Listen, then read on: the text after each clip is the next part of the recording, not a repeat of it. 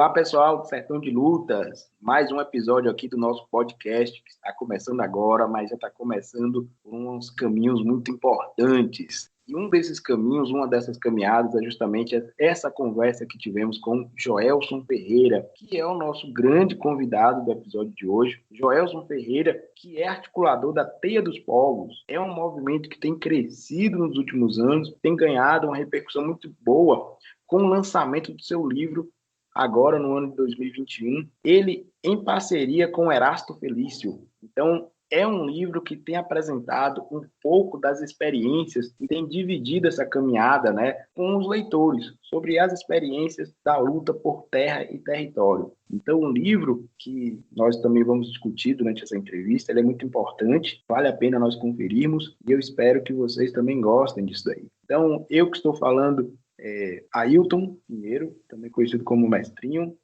em parceria sempre com o Anderson Pimenta. Só que, infelizmente, nosso companheiro não pôde estar conosco nesse bate-papo com o nosso amigo Joelson Ferreira, porém, é assim que acontece, faz parte da vida, esses imprevistos, e algum dia ele também vai ter que assumir. Inclusive, ele está aqui agora comigo nessa introdução. E aí, o Anderson, como é que tá, meu irmão? Então, pessoal, Ailton, um grande abraço aí, uma saudação, salve aí para aqueles e aquelas que estão acompanhando o Sertão de Lutas e que vão ter o privilégio, assim como eu, de ouvir essa referência da luta pela terra no estado da Bahia, companheiro Joelson Ferreira. O Sertão de Lutas, é importante a gente frisar que nós estamos em todas as plataformas digitais, nas redes sociais, então sigam lá a nossa página, estamos também no Apoie-se, então você que quer dar esse apoio aí para a nossa iniciativa, que é a iniciativa militante, a iniciativa voluntária, então é importante que você, se você tiver essa disposição aí para a gente, ela é fundamental. O MST, Joelson Ferreira é um militante histórico do MST no estado da Bahia e no Brasil. O MST é um movimento de luta pela terra, um movimento de luta dos trabalhadores sem terra, que luta pelo acesso à terra no país desde 1985, quando ele é fundado. É um movimento de âmbito nacional que atua em todos os estados da federação e atua no sentido de promoção de um direito básico assegurado na Constituição Federal, mas que sem as ações do MST, sem as ações das famílias acampadas, das famílias que lutam para ter terra neste país, nós não teríamos nenhum tipo de reforma agrária. Embora a legislação, a Constituição Federal fale de reforma agrária, todos os governos do pós-democratização, mesmo durante a ditadura militar, todos os governos falavam de reforma agrária, mas ao longo desses anos nós só tivemos, de fato, desapropriação de terras para trabalhadores quando elas foram ocupadas pelas famílias. Então, o MST cumpre uma função essencial, democrática, de luta pela terra e de ocupação. E óbvio que nós estamos aqui também fazendo um contraponto àquele apelo midiático de que o MST invade terras produtivas, terras que o MST atua contra o direito sagrado da propriedade. Veja bem, a Constituição fala que assegura o direito à propriedade, mas a propriedade tem que ter função social. O MST luta para a implementação de direitos. Então, nós que obviamente não somos latifundiários, nós que somos a amplíssima maioria da população, não temos por que temer o MST. Mas quem rouba terra, mas quem mata para ter terra, historicamente, acumulou terra de forma ilegal, grilagem, esses de fato precisam temer, não o MST, mas temer a lei. E o MST luta para fazer valer os direitos assegurados. Então é isso, pessoal. Esperemos aí que tenhamos um ótimo episódio aqui do Sertão de Lutas. E mais uma vez reforço, siga a nossa iniciativa nas redes sociais, nas plataformas digitais. Isso. Até porque, galera, vocês que vão nos seguindo aí, aos poucos, vão chegando cada vez mais longe com esse projeto, vocês também vão ter uma oportunidade de receber algumas coisas, Exemplo disso é o próprio livro, Por Terra e Território, Caminhos da Revolução dos Povos no Brasil, do Joelson Ferreira e Erasto Felício. Nós estamos com 3 edições, 3 unidades desse livro, Conseguimos adquirir para dar essa força ao movimento da Teia dos Povos e vamos fazer um sorteio para aqueles que estão nos apoiando, estão começando a nos apoiar. na campanha do financiamento coletivo e também para quem está começando a nos conhecer e chegar junto ali das redes sociais. Então, nos ajudem a divulgar isso daí. Fale para aquela amiga, para aquele amigo que tem um interesse em conhecer um pouquinho mais dos movimentos sociais, seja do Nordeste ou seja fora dele. Então, vamos divulgar e ajudar a chegar mais longe aí um pouquinho esse projeto subversivo em prol dos movimentos coletivos, dos movimentos sociais. Ok? Aquilo que o Anderson até mencionou sobre a questão do MST é muito importante, porque é uma luta histórica pela terra. E o próprio Joelson Ferreira é filho do MST, de certa maneira, e ele é um militante histórico que tem contribuído muito para essas discussões e para a luta na prática, né, por essas terras. Não é à toa que ele fala um pouco sobre o assentamento Terra Vista, que é um dos maiores projetos de assentamento que tem na Bahia e no Brasil e que tem repercussão internacional. Foi colocado na região cacaueira da Bahia, foi uma conquista dos anos 90 e hoje é produzido, inclusive, um chocolate que é de importação, é o chocolate Terra Vista, conhecido lá fora, muito conhecido aqui dentro dos movimentos sociais. Vale a pena conhecer também não só o projeto Terra Vista, da Terra dos Povos, mas aquilo que eles estão produzindo. O livro é um desses frutos, né, das lutas e das conquistas, das experiências que estão sendo feitas por esse pessoal desde os anos 90. Então, é aí que nós vamos colocar esse chamado, esse convite para conhecer um pouquinho mais desse projeto, um pouquinho mais da história de luta de Joelson, não só a trajetória dele dentro do MST, até conquistar a Terra Vista, mas a jornada pela prática da agroecologia, também pela educação, até culminar na Teia dos Povos, que é essa articulação entre vários povos. Então, vale a pena conhecer isso daí, vale a pena nos acompanhar, nos apoiar se possível. Se não puder, divulgue para quem possa gostar desse conteúdo, ok? Tem uma questão que eu também considero importante. Nós decidimos, diante de um público diverso, dividir nossa entrevista em temas. Confira o que está na descrição, que inclusive haverá a divisão por tempo em cada temática.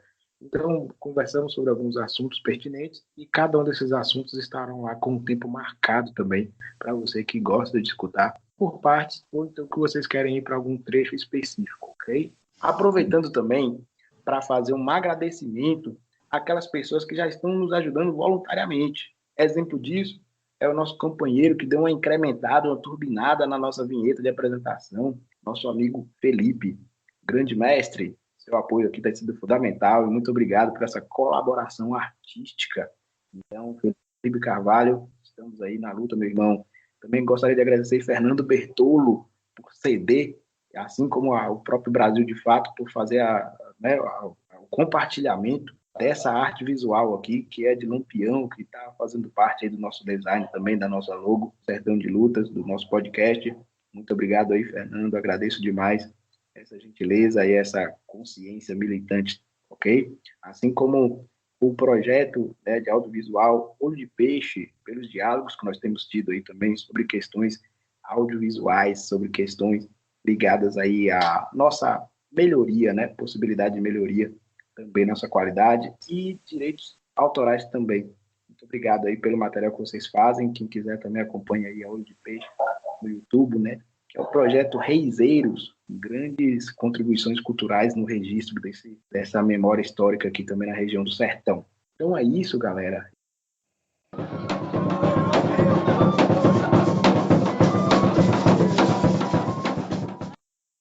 Estamos aqui agora com Joelson Ferreira, esse cara que é uma figura histórica aí dos movimentos sociais, não só na Bahia, mas no Brasil. E para começar esse bate-papo, nada melhor do que a gente também ter a apresentação por ele mesmo, né? Então, companheiro Joelson, muito feliz de estar aqui com você no Sertão de Lutas. Eu espero que esse diálogo aqui possa servir não só para a gente compreender um pouquinho mais da conjuntura, mas também para que todos aqueles que queiram conhecer mais sobre a Teia dos Povos, o Terra Vista e o livro que vocês estão lançando agora, que seja essa oportunidade, né, de aprofundamento na medida do possível. Então, muito feliz de contar com você aqui nesse bate-papo. Então, eu já lhe peço para esse início, né? Quem é, então, Joelson Ferreira? Boa tarde, Ailton. É um prazer também nosso de estar dialogando com vocês nesse programa que vocês fazem aí, que já é um programa famoso, e a gente está muito feliz de estar participando disso. Meu nome é Joelson Ferreira de Oliveira, eu nasci num povoado chamado Nova Alegria, no município de Itamaraju. E depois fui para Guaratinga, foi onde eu me criei, em Guaratinga, para estudar. Então, meu pai levou a gente tudo, 11 negrinhos e negrinhas para estudar em Guaratinga. Então, nós fomos morar lá. Para mim, é a segunda cidade que me acolheu. Eu adoro muito Guaratinga, Bahia, lá perto de Minas Gerais, divisa com Minas Gerais já. Olha aí. Então, Joelson, muito feliz de estar começando esse diálogo. E aí, rapaz, de você na sua jornada, na sua caminhada de movimentos sociais, sou conterrâneo de você aí também na Bahia, e tem alguns projetos que você participa, que você integra e que são, digamos assim, conhecidos nacionalmente, às vezes até internacionalmente, né? A exemplo disso aí é o projeto que vocês têm, né? O assentamento Terra Vista. Eu queria que você, assim, falasse para o pessoal, para quem não conhece, o que é a Terra Vista e qual é a origem do projeto. Eu antes vou falar um pouco sobre a minha trajetória de luta, né? Eu comecei também no movimento operário em São Paulo, depois fui para o movimento desempregado, voltei para o movimento operário. Então, tive um processo de luta muito grande em São Paulo, que parece que é quase a sina de todo nordestino, é ir para São Paulo, né, para tentar encontrar um Eldorado. Hoje, não mais, mas naquela época era isso que a gente tinha que fazer e eu, com 18 anos, cheguei em São Paulo. Fiquei até de 80 a 86. Dezembro de 86, eu volto de novo para a Bahia. E lá, aqui na Bahia, já depois de umas experiências de luta em São Paulo, muito processo de construção, ajudei a construir o Partido dos Trabalhadores, participei da construção da CUT e participei de vários movimentos lá, o movimento que abalou o Brasil, Quebra-Quebra, em São Paulo. Então, passei por vários processos. Voltando para a Bahia, eu falei para minha mãe que não ia trabalhar para homem nem mulher no mundo mais para ganhar dinheiro. Ouvindo aquela música de Elomar Figueira Júnior, Pinhão de Amarração. Aí, nesse dia, eu joguei as cargas no chão, joguei tudo e disse, de hoje em diante, não trabalho com mais ninguém. Minha mãe perguntou, mas, meu filho, como é que você vai viver? Eu disse, como a cigarra e a formiga. E, a partir disso, fui trabalhar num grupo coletivo dos camponeses lá de Guaratinga, um grupo de gente muito boa para a gente fazer isso aí. Aí, nesse trabalho que nós fizemos, desenvolvemos, ganhamos o primeiro prêmio da CEPLAC. Naquela época, a CEPLAC premiava grupos que se organizavam, grupos para fazer batalhão, para fazer ajuntamento das pessoas para trabalhar e cultivar cacau. Então, nós fomos premiados e aí fui ser candidato a presidente do sindicato de Guaratinga. Mas tive a sorte de não ter sido eleito, porque se eu tivesse eleito, eu estava pelego até hoje lá, que o cara que ganhou até hoje é presidente do sindicato. E aí, nesse mesmo ano, encontrei o MST. E depois fui para a primeira ocupação em 88. Março de 88, ocupamos a fazenda Bela Vista, no município de Itamaraju, onde nós sofremos muitos despejos. Só na noite só nós sofremos 10 despejos. Para você ver, a gente foi preso, um bocado de gente presa, as principais lideranças foram presas, mas nós avançou nesse processo e os padres capuchinhos, naquela época, vendo o nosso sofrimento, doou um terreno para a gente acampar. Aí nós fizemos um grande acampamento com mais de 3.000 famílias e nesse acampamento nós também tomamos uma decisão que iria criar conflito para garantir a terra, porque tinha um bocado de gente, inclusive da igreja. Não, meus filhos, vocês têm que ficar acampados esperando que o governo desaproprie terra e dê terra para vocês, para evitar o conflito e não morrer gente. Aí nós definimos o contrário. Então, vai ter que morrer gente, vai ter que fazer o conflito, porque nós vamos conseguir a luta pela terra. E aí, em julho de 88, a gente ocupa a fazenda Curumbau, no município de Prado, lá perto de Curumbau, da Praia Linda, lá. Inclusive, uma parte ali daquelas coisas bonitas ali é nossa, é do Sem Terra. Então, nós ocupamos aquela área, a Curumbau, e também definimos ali que era a primeira resistência de grupo e de massa que nós íamos fazer para enfrentar o Estado, enfrentar os meios de comunicação, enfrentar, naquela época, muito forte a UDR e conquistar a terra. Então, foi isso que nós fizemos, conquistamos a primeira terra, a base do conflito, a Fazenda Curumbau, e também fizemos aliança com os povos indígenas, né? Fizemos com os Pataxó, a aldeia Águas Belas, no município de Prado. Então, nós fizemos uma aliança e conquistamos essa área. Então, isso foi o primeiro pontapé. O Movimento Sem Terra da Bahia tinha 2 assentamentos, 40-45 em Alcobaça e Riacho das Ostras, de Prado. E nós conseguimos essa área com luta, e foi um processo muito grande de enfrentamento. Inclusive a Rede Globo, todo mundo foi para cima e nós derrotamos todo mundo. O Poder Judiciário, o DR, todo mundo derrotamos. Aí só que era uma terra marginal, ou seja, uma terra fraca, uma terra sem grandes capacidade de fazer agricultura. E nós estávamos no intuito de produzir para levar ao mercado, para dialogar com a sociedade e garantir que a reforma agrária tinha viabilidade. Então, nós estávamos em terra ruim, mas sofri o mesmo problema, um sofrimento danado. A UDR, a União Democrática Ruralista, veio para cima, que veio para arrebentar tudo, e nós enfrentamos e conquistamos.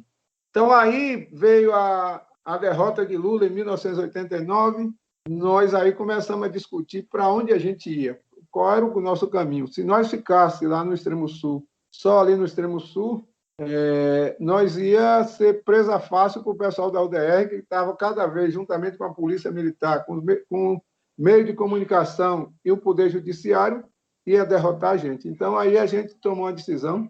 Quando o Lula perdeu as eleições, nós tomamos uma decisão que nós iria levar o MST para toda a Bahia. Onde tivesse Bahia, nós ia levar o MST. Então, foi essa decisão que para nós foi importante. Isso foi 90, 91. 92, nós desafiou a ocupar uma terra no coração do cacau.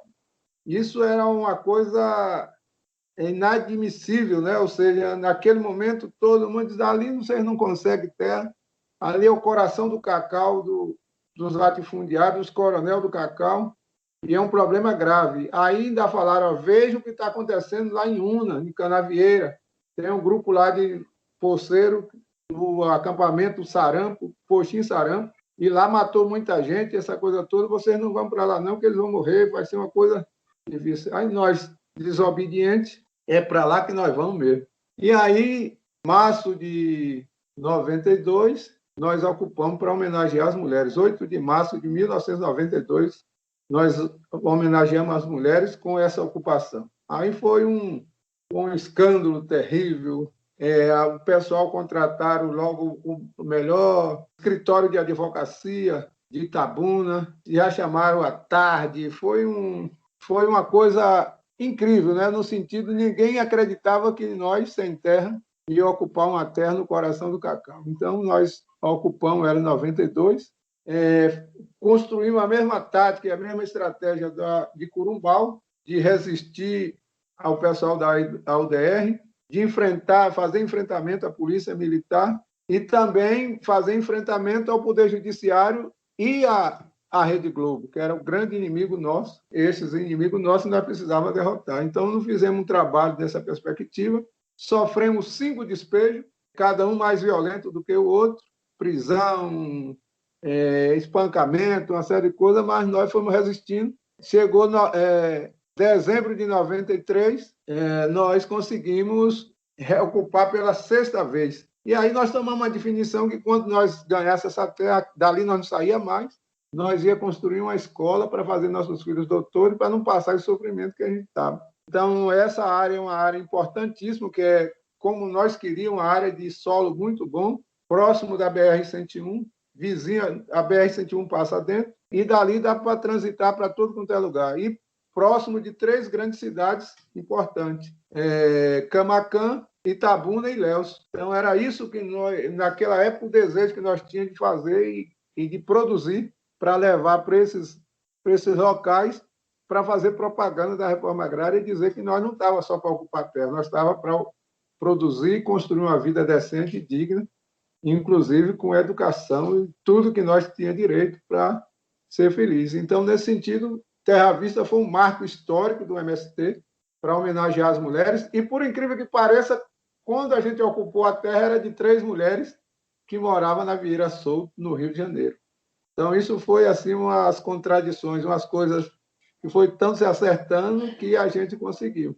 E graças também a essa resistência nossa, foi a CUT Cacaueira, que naquele momento estava se formando no sul da Bahia, para essa questão assalariada, estava muito forte. E também a questão da da Igreja Católica, né, que ajudou muito. O bispo D. Paulo, que era o bispo de Itabuna, foi um cara que teve uma contribuição muito grande. A Caritas, a SESI. Então, foi assim um grupo de solidariedade a essa resistência nossa extraordinária. Outra coisa, muita gente do PCdoB que veio ajudar. Foi assim uma conjugação de forças, né, que fortaleceu a gente naquele exato momento. Eu sei que nós tomamos 5 despejos e ficamos com 28 famílias só. Um sofrimento danado, sem comida, sem nada. Aí, quando nós fomos para Brasília, nós conseguimos desapropriar, já era o governo de Itamar Franco, nós conseguimos desapropriar o assentamento Terra Vista para interesse social. Em julho de 94, nós recebemos uma missão de posse. E aí fizemos um festão e botamos o plano nosso para funcionar, que era uma agricultura capaz de produzir, para mostrar para a sociedade, para a Rede Globo, para todo mundo, que nós tínhamos capacidade de produzir. Então, a Terra Vista se tornou um espaço de produção, de escola, de discussão, e teve uma influência muito grande nessa parte da resistência. Então, foi a primeira vitória no coração do cacau que fez frente ao latifúndio dessa época. E, a partir de Terra Vista, nós conseguimos fazer outros enfrentamentos extraordinários. Quando quebra o Banco Econômico de Ângelo Calmon de Sá, nós, através de Terra Vista, através da organização que nós estávamos, e que perdeu o medo todos dos coronel, nós tomamos as melhores fazendas de Ângelo Calmon de Sá, na região do Cacau e na região da Chapada Diamantina. Então, foi uma coisa extraordinária Terra Vista. E deu também para construir outros movimentos que até aquele momento não tinham esboçado muita força para fazer isso. Aí surgiu o MLT, saiu SETA, saiu vários movimentos que, com esse exemplo da Terra Vista, conseguiu enfrentar. E hoje, para você ter ideia, as áreas de cacau, as maiores áreas de cacau estão na mão desses movimentos sociais. Hoje o INCRA é dono da maior, o maior latifúndio de terra do cacau, graças a essa ação de Terra Vista. Então, nós quebramos paradigma e nós avançamos nessa perspectiva. E graças também a essa força das mulheres, que nós entendeu que, nesse momento, era importante que as mulheres assumissem o comando. Rapaz, a história ela é repleta de conquistas e não é pouca coisa, né? Principalmente um feito de enfrentar o grande latifúndio. Também, Joelson, quando você menciona aí desde 92, né? Então, que vocês conseguiram isso através da resistência, mas, ao mesmo tempo, é feito muito estereótipo, né, com relação ao MST. Então, principalmente o latifúndio, a burguesia, ela tem aquela sina, né, de querer, aquele intento de querer marginalizar e colocar como terrorismo, como invasão, bandidagem, não sei o quê. Mas o MST ele tem critérios, não é isso? Porque a coisa que tenta passar para assustar a população é de que vou tomar a terra do pequeno produtor, ou seja, daquele que não tem nem um hectare direito, aquele que está ali plantando de subsistência, como se a terra dele fosse tomada. E quando muitas vezes se esquece, né, que os maiores possuidores de terra nesse país não são da agricultura, né, familiar. Ao contrário, né, nós temos aí como vocês até mencionam no livro, né, o inimigo mais antigo que se luta no Brasil aqui é o latifúndio. Então, como é que é o critério que vocês tinham naquela época para escolher um local que tinha que ser ocupado, né? Porque a ocupação, ela necessariamente não precisa ser ali igual os monges estavam esperando para vocês, né? Espera aí que um dia vão lhe dar uma terra. Vocês sabiam que essa terra não vai ser dada se não for feito através de uma disputa. Mas vocês também tiveram critérios para escolher e o MST até hoje tem critérios, né? Para escolher uma terra que tem que ser ocupada. Olha, nós passamos por vários critérios. Primeiro, aquilo que eu disse para você em 88, que antes de 88, 87, nós ocupávamos a fazenda só desapropriada e ficava esperando que o governo federal fizesse a emissão de posse. Aí nós ficávamos 1 ano, 2 anos, 3 anos, 10 anos, tem acampamento até com 20 anos debaixo da lona preta esperando o governo resolver. Pois bem, em 88, nós tivemos a audácia de dizer, não, nós vamos ocupar a terra e criar um conflito para que o governo resolva o conflito. Então, nesse sentido, a gente já mudou de consigna Então, antes era ficar esperando ali, cantando e ficar esperando, nós botamos, já em 88, nós dissemos ocupar e resistir. Mudamos a consigna do MST, ocupar e resistir. E isso ganhamos por um bal. Quando foi para a Terra Vista, em 92, nós já mudamos a consigna, ocupar, resistir e produzir. Porque essa consigna já estava dialogando tanto com a Rede Globo, que a Rede Globo gosta de destruir a luta pela terra, ela tem um prazer. Quando a gente vai ver, ela é latifundiária também, ela tem muita relação com o latifúndio, com poder, essa coisa toda. Então, nós tivemos que mudar as consignas várias vezes, as palavras de ordem. Então, isso foi uma audácia, uma tarefa importantíssima para o MST. Então, em Terra Vista foi ocupar, resistir e produzir. Curumbau foi ocupar e resistir, porque naquele momento nós precisávamos resistir. Nós precisávamos fazer enfrentamento para criar o conflito, para resolver o problema da terra. Já na Terra Vista era o contrário, nós precisávamos fazer o enfrentamento, ocupar, resistir e produzir, que era para enfrentar o DR, para enfrentar a Rede Globo e para enfrentar o governo, nessa parte aí que dizia que nós era vagabundo, ladrão de terra, tudo quanto não presta, e que nós não queríamos nada com a terra, nós queríamos a terra para vender. Então, aí nós mudamos a consigna e botamos a ocupar, resistir e produzir. Então, isso foi para nós importante. Depois veio outras consignas, reforma agrária, uma luta de todos. Então, foi vários processos que a gente foi criando para resistir a esse cerco todinho que vem até hoje daqueles que lutam por terra e por território. Então, nesse sentido, a gente teve essa audácia de fazer esses trabalhos. E Terra Vista está claramente para esse significado, né, de ocupar e resistir. Só que aí, ocupar, resistir e produzir. Só que aí nós fomos produzir. Começamos esse processo de produção em 95, e querendo imitar o latifúndio, querendo imitar a agricultura convencional, e chega em 2000, nós fomos entender que nós não produzia do mesmo jeito que o latifúndio produz, porque o latifúndio chega no banco, o crédito é na altura do céu. Lá, quando chega o fazendeiro com o chapéuzão lá, o gerente do Banco do Brasil abre os cofres, quanto é que o senhor quer, quanto o senhor precisa, não pergunta nem o tamanho da propriedade, ele já chega e não precisa assinar nada, já carrega o dinheiro todo do banco. Nós, quando ia para fazer um crédito, precisava ir para Brasília, precisava ir para Salvador, andar de pé, fazer negócio, ocupar o banco. É uma série de questões para arrumar uma migalha para produzir. Aí nós fomos entender, brigando com o Estado desse jeito, nós não vamos produzir. E foi nossa sorte.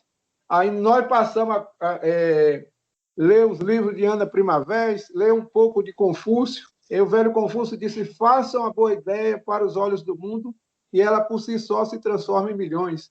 Dona Ana Primavera chegou e disse: meus filhos, o solo que é a coisa forte para a gente. Então, cuide da terra, do solo, porque um solo sadio é planta sadia e gente sadia. Então, através desses dois conhecimentos, a gente começamos a fazer o processo de transição agroecológica, que começa em 2000. E aí nós vemos trabalhando nesse processo todo.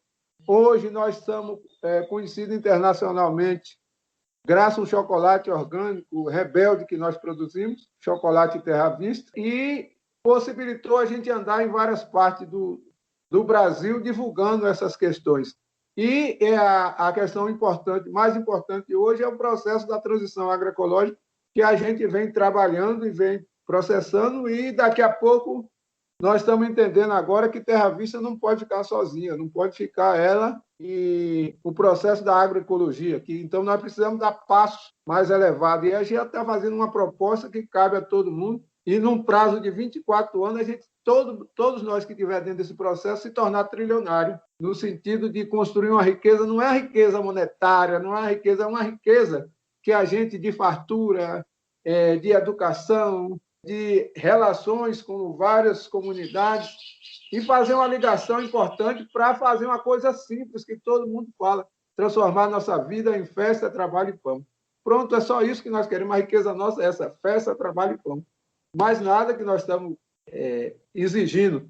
E outra coisa, se relacionar com os seres da natureza, com as formigas, com os passarinhos, com as árvores, com as frutíferas, com tudo que tem na natureza, para a gente ter um lugar que a riqueza possa ser abundância, pode ser e se para todos, né? No sentido que todos têm possibilidade de comungar e repartir essa riqueza com a gente. Então, essa é a tarefa nossa. Olha, eu sinto que o que você falou agora nós poderíamos levar uma vida conversando, né? De tantos aprendizados aí, de tantas caminhadas, tantos passos, pelo que vocês estão demonstrando, né? Esse exemplo de tentar imitar o latifúndio, a monocultura e perceber através de observação, também da intuição e do que vocês puderam ler, que dá para fazer algo que seria diferente, né? E ao momento que vocês também falam aprender com a natureza. A natureza ensina a diversidade e a cooperação também, né? Então, essa agroecologia ela tem fortalecido esse movimento. Eu fico assim, até sempre nunca pude conhecer a Terra Vista, né? Então, passando essa pandemia, ainda espero um dia poder conhecer vocês. Mas o que é sabido é que também você mencionou aí a questão da escola, né? Vocês queriam ter uma escola e a escola que estivesse dentro da Terra Vista. Até então, vocês também fizeram várias oportunidades de curso de agroecologia, também curso de formação. Não é uma ilha, né? Ela recebe também vários povos, vários movimentos. Eu acho que daí vocês também foram amadurecendo até chegar na teia dos povos. Olha, essa questão da educação, ela teve, o MST teve essa relação profunda graças ao nosso grande entusiasta da educação que a gente trabalhou, que foi Paulo Freire, né? Então, nós tivemos muita relação nessa discussão com a questão de Paulo Freire e outras pessoas da educação. Então, não tivemos muito contato, mas a gente aqui da Terra Vista tivemos muito contato e dialogar com essa questão de Anísio Teixeira, dessa escola integradora que Anísio Teixeira defendia. Então, nós tivemos sempre esse cuidado com a educação. Nós achávamos que só terra não vai resolver o nosso problema. Então, é mais do que terra. É terra, é educação. E agora estamos evoluindo para outras questões que nós estamos entendendo que é fundamental nessa busca aí pela questão da luta pela terra. Então, nós entendíamos que não é só um pedacinho de terra que resolve. Então, é muito mais do que isso. Então, nós demos a tarefa e o assentamento Terra Vista teve a honra também e o processo de discussão de a gente discutir a questão da propriedade privada. Então, quando nós já veio para a Terra Vista, nós já estávamos discutindo a relação com a propriedade privada. Então, nós já dizia, em 89, 90, 91, nós já dizia que era preciso criar outra forma de discutir a terra que não fosse só um pedacinho de terra. Aí nós discutimos essa questão da cooperação, da construção das cooperativas, nós fomos para vários países estudar essa questão das cooperativas para entender onde estava mais avançado. Os companheiros nossos tiveram na China, tiveram na Bulgária, tiveram na Rússia, ou na União Soviética naquela época, tiveram em vários lugares, em Cuba, para ver como era que era a relação para avançar no processo da produção. Então, nós viemos com todo o arcabouço dessa discussão e focado nessa questão da propriedade da terra. Não avançamos muito, porque o nosso aprofundamento e a nossa luta não permitiu muito a gente aprofundar essas questões, mas a partir de 2000 eu comecei a escrever algum texto que o texto em 2001 estava pronto, chamado Começar de Novo, que é essa questão do enfrentamento com essa questão da propriedade privada, da família da propriedade privada e da tradição. Por exemplo, nós vemos com o pessoal nosso, mesmo sem terra, ele vem com a cabeça e a tradição do latifúndio, porque os olhos dele só viram o latifúndio, só enxergaram o latifúndio. Então, ele guarda isso vê com os olhos e guarda essa imagem na sua cabeça. E quando chega na terra, quer se transformar em latifúndio. Paulo Freire já disse, não tem jeito para esse latifúndio, junto com o sem terra, porque ele insistir nisso, ele volta para onde ele veio, que foi a favela, foi outro lugar onde ele estava. Não que a favela é ruim, não estou falando nada disso. Eu estou dizendo que você volta para trás, você não tem lugar para expandir, para desenvolver outros processos, você volta para a condição que você era antes. Então, nós tivemos sempre esse cuidado e trabalhamos. Então, Terra Vista, a lógica nossa aqui, é que a divisão da terra não seja pelo olho, pelo quadrado burro do INCRA, que é dar 25 hectares de terra às pessoas, dar um lote às pessoas. A nossa discussão é que a terra tem que ser medida por trabalho e por bem de raiz. Ou seja, tem que um trabalho árduo e produzir o alimento, produzir as frutas e produzir árvores. Então, bem de raiz para a gente se relacionar com a terra, ter uma relação profunda com a terra. Então, nesse sentido, nós evoluímos um pouco nessa parte, precisa evoluir mais, é lógico, se a gente não quiser morrer, tem que estar todo dia evoluindo, mas essa parte da luta pela terra, no assentamento Terra Vista, teve um papel importantíssimo para a gente avançar. Não dividir a terra pelo olho, e pelo trabalho e pela organização. Então, a agroecologia ajudou nós muito nesse processo, clareou a nossa mentalidade. Quando nós entramos em crise do cacau, com o pacote da CEPLAC para cuidar do fungo da vassoura de bruxa, nós se deu conta que a terra, botando adubo, botando o pacote tecnológico da CEPLAC, a terra cada vez mais ficava ruim. Cada vez a terra ficava mais dependente de um insumo que vinha de fora, das energias que vinham de fora. Nós, com a agroecologia, foi perceber que era preciso fortalecer o solo, para o solo fortalecer a gente e fortalecer todo o nosso processo. Então, nesse sentido, a agroecologia foi fundamental para essa discussão, mas também a luta pela terra, com a visão contra a propriedade privada da terra, com o Sem Terra, também avançou muito nessa perspectiva e ajudou a gente a entender o papel da terra e está aprendendo agora a entender que, além da terra, tem outros seres que moram na terra, muito mais avançados, muito mais inteligentes do que nós. Então, por que nós ficar querendo ser o dono da terra? Nós não somos o dono da terra, nós somos um passageiro aqui dentro, e que precisa pedir licença, evoluir para pedir licença à terra, para pedir licença aos outros seres da terra, para conjuntamente a gente ir construindo essa coisa grandiosa que é a relação com o Pachamama, com a relação com a terra, com a mãe terra. A terra não é mais outra coisa, é uma mãe. Então, por isso, não pode botar fogo, não pode botar veneno, não pode escravizar ela. Ela tem que estar livre e regenerada com a gente, para junto a gente avançar nessa perspectiva. Então, Terra Vista nos ajudou muito nesse processo e vem ajudando. Então, nós do MST, além de mudar as palavras de ordem, vem mudando também os conceitos de relação com a terra. E a educação foi fundamental dentro disso. Só que antes, quando nós conversávamos, nós achávamos que a educação ia dar conta de tudo. Mas no passar do processo, a gente vai entender que a educação, só educação e terra, não resolve, precisa algo mais. Então, é essa relação que a gente está falando, que agora nós estamos construindo, trabalhando, construindo, para a gente entender toda essa relação que nós precisamos ter com a Mãe Terra, com os seres da Terra, com o sol, com a chuva, com tudo que está relacionado aqui na natureza tem relação conosco. E nós somos simplesmente o pessoal que chegou por último aqui na Terra. Então, sabe muito pouco, então precisa aprender com os outros seres para que a gente possa evoluir. E se a gente não evoluir, a gente morre. Então, é preciso que a gente fale. Então, quando eu escrevi o texto chamado Começar de Novo, mas o companheiro Hermano Penalva, nós já estava dizendo isso. Nós precisamos começar outra perspectiva de evolução na Terra. Se nós não evoluir, a Terra vai expulsar a gente. Então, eu acho que foi essas construções. E a educação, agora, para nós estamos entendendo que ela é meio.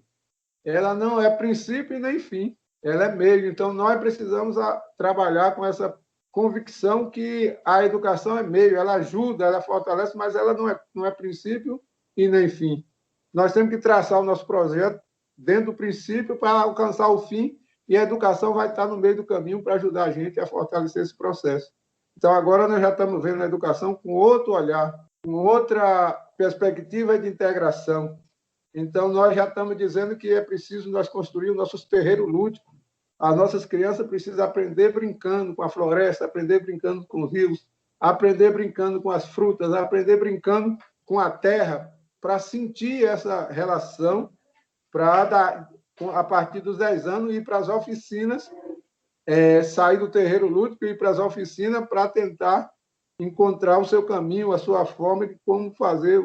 E também a necessidade do nosso assentamento, em termos de começar a estudar para o que é que nós precisamos desenvolver né? Nós vamos precisar desenvolver uma nave espacial para ir para Marte, então nós vamos ter que trabalhar essas... Mas nós sabemos que se nós trabalharmos harmoniosamente aqui, nós podemos ficar aqui, não precisa mais ir para Marte, dá para todo mundo sobreviver aqui na Terra. Então nós temos que construir caminhos, e aí os meninos, a partir dos 10 anos, têm que começar essa discussão.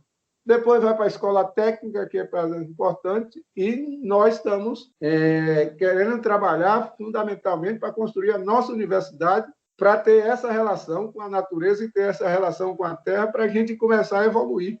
Porque se nós não evoluir, nós ficar na educação formal, na educação cartesiana, tudo separadinho por caixinha, nós não vamos a lugar nenhum. Nós temos que ter uma educação permeada com todo, e com essa relação fortíssima com a Mãe Terra e com todos os seres da natureza, para que a gente possa evoluir e um dia a gente ter capacidade de entender todos esses processos que a gente até agora, como diz Raul Seixas, não usou 10% da nossa cabeça animal, então nós precisamos botar 10% para evoluir nessa perspectiva. Interessante tudo isso, porque traz muitas lembranças, muitas referências também, né, o que você menciona.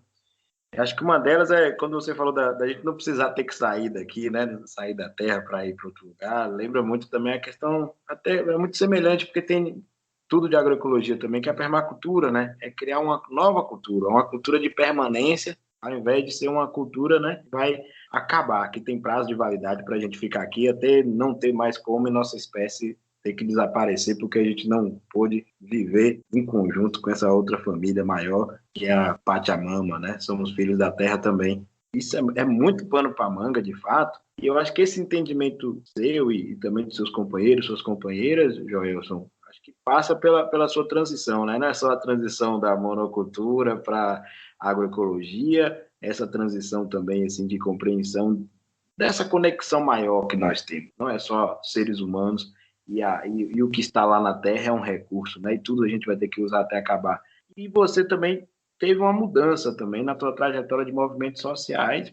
Você chegou a ser dirigente estadual e nacional do MST, mas você hoje compõe uma nova organização, que seria a Teia dos Povos. E essa Teia dos Povos, ela começou a partir da primeira jornada agroecológica da Bahia. Corrija se eu estiver errado aqui.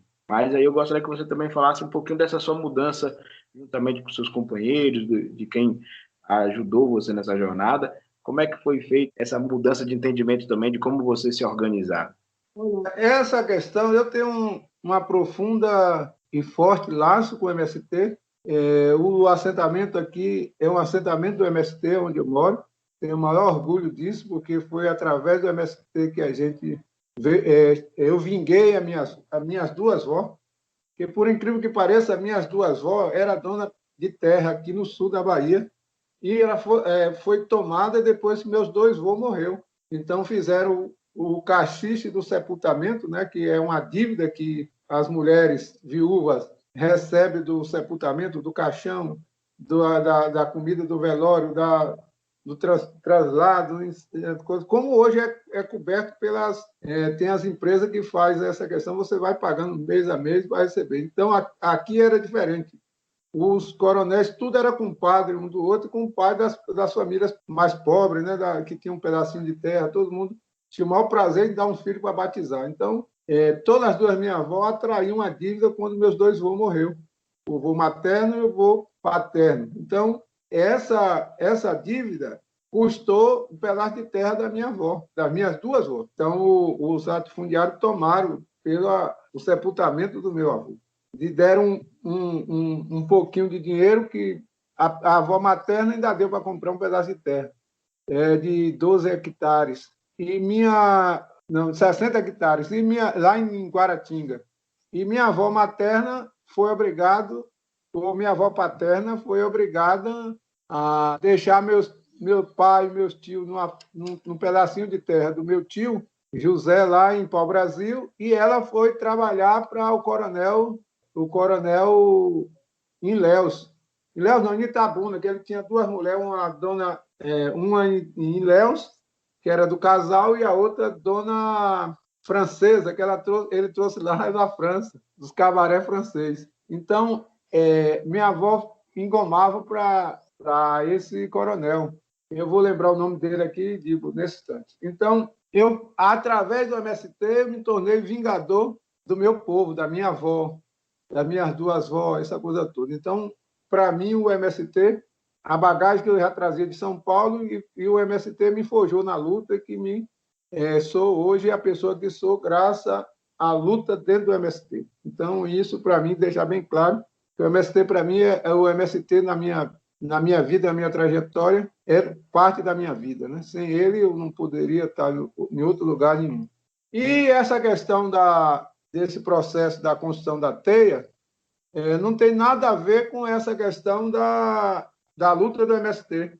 Para mim, eles se somam, porque a teia é uma articulação, não é um movimento, é uma rede de articulação para que a gente possa fazer uma tarefa que eu acredito que é uma tarefa muito difícil, mas ela é necessária ser feita se nós quisermos construir o processo de independência nossa, do nosso autonomia dos povos, que é uma rede de alianças dos povos, independente das suas diferenças. Porque essa questão, se a gente não entender que nós somos povos diferentes, mas nós precisamos estar unidos, que o próprio grande companheiro Milton Santos já dizia, nós temos as grandes coisas que nos unem e tem poucas coisas pequenas que nos separam. Então, nós temos que buscar as coisas grandes que nos unem e deixar as coisas pequenas que nos separam para nós discutir outro momento que a gente tiver com folga, com tranquilidade, que nós não tivermos mais um inimigo em cima da gente querendo destruir. Então, nós temos que unir todo mundo contra o latifúndio, contra o capitalismo, contra o imperialismo. É isso que nós precisamos construir, essa grande aliança. Então, até é um conjunto dessas alianças que nós estamos entendendo. Índia, negra e popular. Então, nós temos entendimento que hoje o campo sozinho não tem força nenhuma para fazer mudança, que a grande população do Brasil está nos grandes centros urbanos. E o Brasil é um grande país que tem uma população pequena. Então, mas aonde está essa população nossa? Está nas periferias das grandes centros, está nas cidades. Então, nós precisamos construir laços de relações com esse pessoal. Por isso que é a teia de aranha, que tem que fazer essa costura, é uma coisa bem, bem costurada para estar todo mundo dentro. E temos certeza que o MST tem um papel fundamental junto na teia dos povos. Então, nós estamos conscientes da importância do MST, nós estamos conscientes da importância dos quilombos, onde existe quilombos, essa coisa também negócio. Nós estamos entendendo muito, muito, muito essa questão do potencial e do poder dos povos originários, dos povos indígenas, e sem esse conhecimento, que é um conhecimento milenar, que estão mais de 40 mil anos aqui na terra chamada Brasil, e esse povo tem conhecimentos milenares, e esses conhecimentos estão perpetuando até hoje. Então, é com essa sabedoria, com esse conhecimento, que nós vamos desenvolver o Brasil que nós precisamos. Então, com os povos originários, com os conhecimentos, tanto na área de medicina, como na área de plantio, como na área de cuidado, como em todos os processos. E também nós vamos pegar uma gama do povo preto que veio da África, que também já era agricultores, que tem todo o seu processo, já era também arquiteto, era grandes construtores. Então, com essa gama, juntar essas duas gamas principais do princípio, junto com o princípio terra e território, nós podemos construir a base da sociedade brasileira. Então, é esse povo que nós temos que trazer. Então, isso é uma tarefa de busca de aliança. E buscar o povo negro, o povo pobre, branco, preto, todo mundo que está dentro da periferia, que está sendo destruída pelo capital, que seus corpos, suas almas, tudo está sendo destruído pelo capital. Traz esse povo tudo, que dentro de um país continental como o Brasil, nós se fortalecer e se juntar para a reconstrução de uma perspectiva humana aqui de vida e de responsabilidade com os seres da natureza. Então, só nós podemos voltar, só esse grupo junto, só essa grande aliança pode fazer frente ao capital, pode fazer frente ao império, pode fazer frente ao agronegócio, que é um apelido, né, do capitalismo no campo. Então, essas questões que nós precisamos estar discutindo. Então, a TEA está com essa missão, com esse trabalho e com esse chamamento para a gente reconstruir. E, dentro disso, a gente já falei, vou reafirmar, tem outras 3 coisinhas que nós precisamos vacilar. Uma é essa questão de entender a diferença dos povos. Saber que os dedos da mão estão no mesmo lugar, mas são desiguais. Eles só têm diferença. Assim, os povos têm diferença. Outra questão importante, que nem o capitalismo e nem os comunistas tratou nessas questões que nós precisamos fazer, que é essa questão da ancestralidade, buscar os conhecimentos ancestrais dos povos de dentro dessa diáspora, está aqui há milhões de anos. Nós precisamos buscar essa ancestralidade e também buscar uma forte espiritualidade, porque toda essa resistência do povo brasileiro, dos povos indígenas para defender o seu território, do povo preto para sair da escravidão, para sair desse processo todo, desse sofrimento todo, eles só fizeram isso porque tem uma espiritualidade muito grande. E nós temos que buscar essa espiritualidade para curar uma doença que está no meio do povo, que é essa doença da tristeza, que todo mundo está aí numa tristeza, num baixo astral, sem condição disso. Isso é falta de uma espiritualidade forte, de acreditar em algo maior, em algo de uma constelação, não é algo palpável. Então, essa é a força que deu toda essa resistência ao nosso povo. Então, a espiritualidade, nós precisamos voltar a ter um espírito forte, de guerreiro, de combatente, de povo valente, de reencarnar e rebuscar os espíritos dos guerreiros. Então, nós temos uma tarefa muito grande nessa busca, tanto da questão da unidade, como essa questão da ancestralidade e da espiritualidade. Então, nós precisamos buscar isso, inclusive para trazer paz aos espíritos guerreiros que estão aí, hoje, aí no espaço, sem encontrar nem corpo, nem alma, para se encarnar de novo, para lutar. Porque hoje está todo mundo perdido nesse sofrimento. Como é o nome dessa doença de tristeza que o pessoal chama? Depressão. Depressão, né? Terrível, todo mundo querendo se suicidar, todo mundo. Isso é falta de uma espiritualidade, isso é falta de um conhecimento ancestral, isso é falta de entender que a terra e o território podem resolver um bocado de coisa dessa. E com o trabalho nosso, nós podemos transformar essa terra, que eu disse, em festa, trabalho e pão. Porque nós não precisávamos mais disso, é cultuar, festejar e ter pão, e ter harmonia, e saber das diferenças, mas nós entender que nós somos um povo, temos que festejar a nossa luta todos os dias, de estar vivo, de ter esperança, de ter dignidade. É isso que nós precisamos fazer. Interessante isso, porque tem uma questão assim, mestre, que diz, né, que nós estamos com um desencantamento do mundo. O pessoal perdeu esse encantamento, essa conexão, talvez os povos originários, né, por eles se sentirem parte da Pachamama, serem os filhos da terra, eles não tinham esse desligamento, né? Era uma conexão direta. Nós, às vezes, tentamos religar isso, né, de alguma maneira, mas a forma como a gente lida coisificando tudo, né? A gente transformou tudo em mercadoria. Tem até aquele que é Davi Copenau, né? A queda do céu. A queda do céu. Ele vai dizer que nós somos o povo da mercadoria, né? E o povo da mercadoria, ele está fazendo com que nós desabemos, né? O céu está a desabar, e nós estamos aqui ainda tentando encontrar formas, né, de conexão. E essas conexões, talvez não precisamos nem algo a aprender a humanidade, talvez algo a nos relembrar, né, a conectar. Interessante você falar sobre a experiência, seja do capitalismo, ou então desse socialismo real, né, que se tentou colocar no século XX, que era muito desenvolvimentista também, né, pensava muito mais no desenvolvimento econômico e distribuição da renda através do fim da propriedade privada, do que, de fato, pensar em uma coisa que acho que você já deve ter visto também, né? O Bem Viver de Alberto Acosta. Já conheço. Esse. Aí ele vai falar do Bem Viver, que no Guarani, nos povos andinos da Amazônia, né? O Bem Viver tinha várias formas de se dizer, mas que em todas elas o sentido é a vida boa, a vida bonita, tranquila, com paz, com essa conexão com os povos de diversas nacionalidades, diversas formas, não precisa ser somente também os seres humanos. Então é uma conexão muito mais profunda e que é necessária.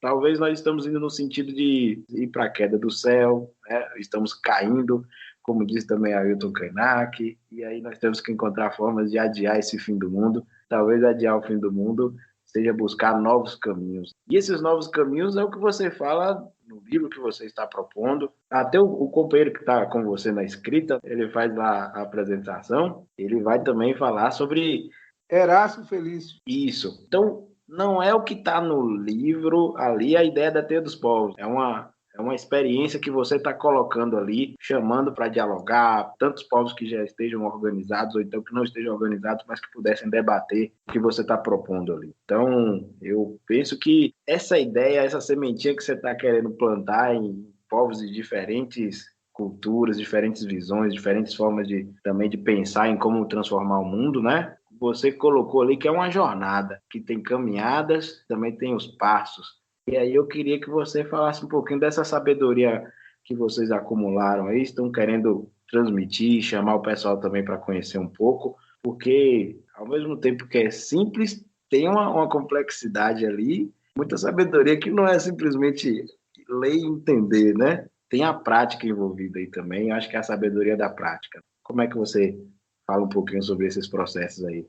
Eu vou pegar essa questão aí e deixar só um pouquinho para frente, que eu quero explicar outra questão que foi também essa questão da minha guinada nesse sentido de voltar para dentro, que foi a partir de 2000 a gente estava dialogando e tentando explicar que os movimentos sociais de luta por terra precisavam fazer uma reviravolta aí muito grande para encontrar o caminho, porque nós estamos indo para um caminho que é um caminho, quando você vai olhar no fundo, é um caminho também como de busca do capitalismo. Você não tem diferença de um capitalista. Então, nós precisávamos, em 2000 e 2001, a gente já falava, nós precisamos de outro rumo, que não é por dentro do capitalismo. Também já tinha outros conhecimentos que Mendes estava escreveu muito, a escola de Ungra, né? Menino, eu vou lembrar o nome dele, que ele já Estivão Mesaros? O Mesário já falava para além do capital, né? Dessa importância da gente começar a entender que dentro do capital não há possibilidade. E a gente foi conversando, e quando entra o governo Lula, o asfalto ficou mais liso. E as pessoas foi tudo atrás das políticas públicas, chamada política pública. Minha avó chamava merenda. Né? Foi tudo atrás da merenda e esqueceu de almoçar e de jantar. Então, minha avó falava muito, ela falava, meu filho, tome cuidado com a merenda, porque a merenda, você vai comendo aqui, come ali, come acolá, daqui a pouco sua barriga está cheia. Na hora que vir os pratos bons do almoço e da janta, você não pode jantar. Então, nós correu muito atrás da merenda, das políticas públicas, né, tudo para os grandes e as migalhas para os pobres. Então, nós se acostumou nessa busca aí, e foi viciando, né? O Gonzagão já disse, esmola para um cara são, para um cara forte, ou mata de vergonha o cidadão, ou vicia o cidadão. Então, nós fomos se viciando na busca da merenda, essa coisa toda, e esquecemos muitas coisas que precisava fazer mudança, né? Para fazer. Lula perdeu a caneta lá na fazenda de Bulai, né? Caiu o boi para o negócio, ele perdeu a caneta, não falou mais de reforma agrária depois que ele foi visitar a fazenda de Bulai. Que é um passo, inclusive, atrasado, né? Que é dentro do capitalismo, reforma agrária. Né? Então, um passo, até isso foi esquecido. E foi traçando. E as elites foi preparando a nossa cova, né? Foi preparando tudo aí. Então, nós esquecemos dessas questões e não tivemos a capacidade que eu falo sempre, que é tanto de inovação como de transformação, de primeiro para dentro, depois próximo, e depois vai crescendo as coisas. A revolução vai ser, porque a gente fala do caminho, da caminhada e da jornada. Então, tudo isso é um processo que a gente precisa entender. Se no governo Lula nós tivéssemos invertido a pauta da luta pela terra, por território, e começasse a fazer uma grande caminhada, voltando esse povo que está no Sudeste, que está no Sul, que está para o Nordeste e para o Norte, talvez hoje nós estávamos com muita gente protegendo as nossas riquezas e com a mentalidade muito grande, junto com os povos originários, junto com os povos quilombistas, nós hoje estávamos aí com um território e a gente se dando conta que precisava se defender esse território. Então, nós não tivemos a capacidade, infelizmente, se lambuzamos com a merenda e não tivemos a capacidade de evoluir. E quem não evolui, morre. De novo, eu estou vendo aí hoje uma conversa que ali é perfumaria pura. Tomara que não se encante com o canto da sereia e com o canto do Irapuru, porque se encantar e enveredar por esse caminho, nós estamos praticamente perdidos, porque nesse caminho não vai ter soluções para as massas.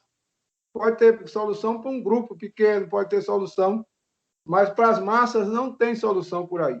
E não é papel de um indivíduo, de ninguém, salvar o povo. Quem salva o povo é o próprio povo. Então, nós estamos com essa situação que não estamos evoluindo. E a evolução, muitas vezes, é morrer para renascer como um fênix, da cinza. Então, nós precisamos assumir essa responsabilidade. Então, os movimentos sociais no governo, a partir de 2000 e foi até agora, não conseguiu evoluir para além da cerca. E quando nós não fizemos essa evolução, a gente está todos os dias morrendo um pouquinho. E chega um momento que nós vamos morrer, porque o tático mata o estratégico, se a gente não souber. Então, nós precisamos entender essas questões, e a evolução é isso. Muitas vezes é morrer para dar vida a outras. Muitas vezes é sair de um caminho liso, bonito, o negócio ir para um caminho estreito de pedras e caminhar ali e perseverar ali dentro para que a gente possa garantir a vitória do nosso povo. E tem que ser com o povo. Essas mudanças, qualquer mudança que vai acontecer no Brasil, no mundo, vai ser coisa com massa, com muita gente, com o povo dentro desse processo e entendendo o processo. Eu não acredito em ressurreição para tomar o poder e nós não fizermos as revoluções que nós precisamos ser feitas. A revolução da questão das mulheres, a revolução da questão do povo preto, dessa questão do preconceito, do negócio, a revolução contra o machismo, contra o patriarcado, contra a revolução que nós precisamos fazer para defender a natureza, para cuidar da terra, da água e de todas as coisas da natureza, isso é revolução. Isso é cuidado, é saber, é entender. Entender também nosso papel aqui na Pachamama. Então, nós não evoluímos para isso. Então, os movimentos sociais não evoluíram. Aí, em 2007, eu disse, aí não dá mais se eu ficar acompanhando essa loucura aí, eu vou ficar louco também. Então, eu me reduzi ao silêncio e reduzi a integração para dentro do meu assentamento. E eu vim embora.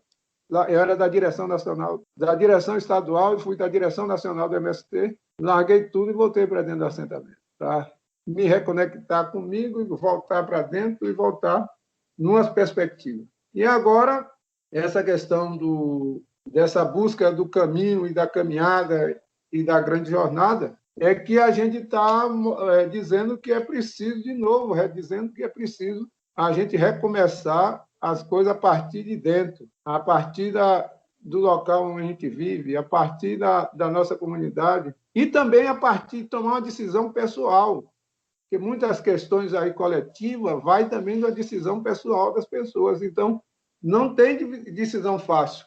Eu estou falando para o pessoal, para o povo que está nas grandes periferias, uma parte tem que tomar uma decisão que tem que sair dessa Babilônia. Porque aí não tem mais saída para a gente, não tem trabalho, não vai ter mais nada aí. Aí só vai ter fome, morte e violência e miséria. Então, aí não tem. Então, se nós quisermos equilibrar a cidade, uma boa parte da população tem que vir embora para o campo, porque o campo está vazio. Isso aí não sou eu que estou dizendo. Quem está dizendo isso aí é Lao Tse. Onde está cheio, esvazie. E onde está vazio, preencha. Então, nós precisamos fazer esse retorno, todo negócio. É fácil? Quem está na cidade, quem está... Não é. Mas nós estamos mostrando no livro, nos caminhos, que dentro de 45 dias nós já começamos a ter um pouquinho de comida, 90 dias nós temos mais comida, com um ano nós temos muito mais comida, com 2 anos a gente atinge a questão da soberania alimentar, com 4 anos nós começamos a atingir com trabalho e com muito esforço, com muito negócio, nós passamos a atingir uma renda, e essa renda pode evoluir. Com 16 anos nós estamos com a renda completa, e com 24 anos nós estamos trilionários. Mas isso tem que partir uma boa parte da terra e do território. Tem que esvaziar o que está cheio, o que não presta, o que está todo o negócio lá na cidade, para que a gente retorne a partir da terra, do território, outra concepção, outra responsabilidade, outra construção e outro trabalho. Porque o trabalho do modo capitalista ele já se esgotou, porque as máquinas hoje já vai fazer tudo. Não precisa mais.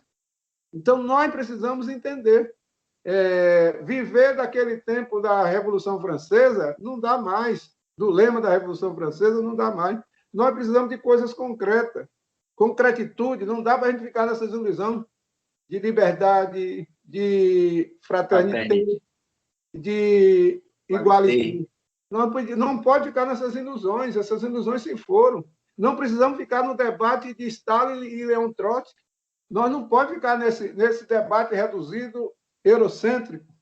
E nós temos tanta luta, tanta experiência do nosso povo que está aqui, que nós precisamos reler essas experiências e começar a nossa caminhada para ir, nossos passos, nossa caminhada para ir para a grande jornada.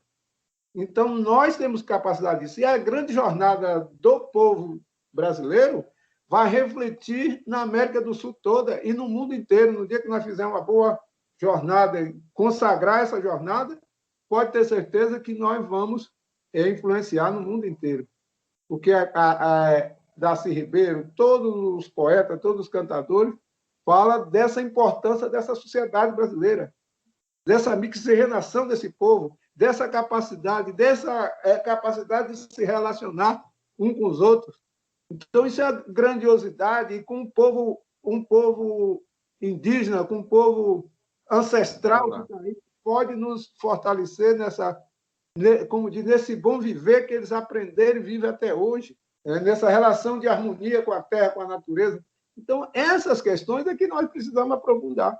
Tem uma coisa interessante que você trouxe aí, que você, acho que, pelo que eu percebi no livro, né, você traduziu algumas coisas que eram muito conhecidas no movimento de militância, né, militância de esquerda, que era a questão da tarefa, da tática e da estratégia, né? Você substitui pelos passos, ou então pelos caminhos, pela caminhada e pela jornada. Um exemplo que você teve no livro, que eu achei que foi interessante, foi você falar, olha, não adianta querer esse sentido da jornada apenas, que é abstrata lá, se você está lá e só querendo, né, acabar com o capitalismo, com o machismo, com o racismo, e você não pensa na caminhada. Você não pensa nas caminhadas que precisam ter. E uma delas, que é essencial, e eu acho que é a experiência que vocês acumularam nesses anos, é a questão da soberania alimentar. E isso vocês têm discutido bastante, porque numa sociedade e no mundo, né, que o mundo, a pobreza ela é generalizada e ela é socializada bastante, né?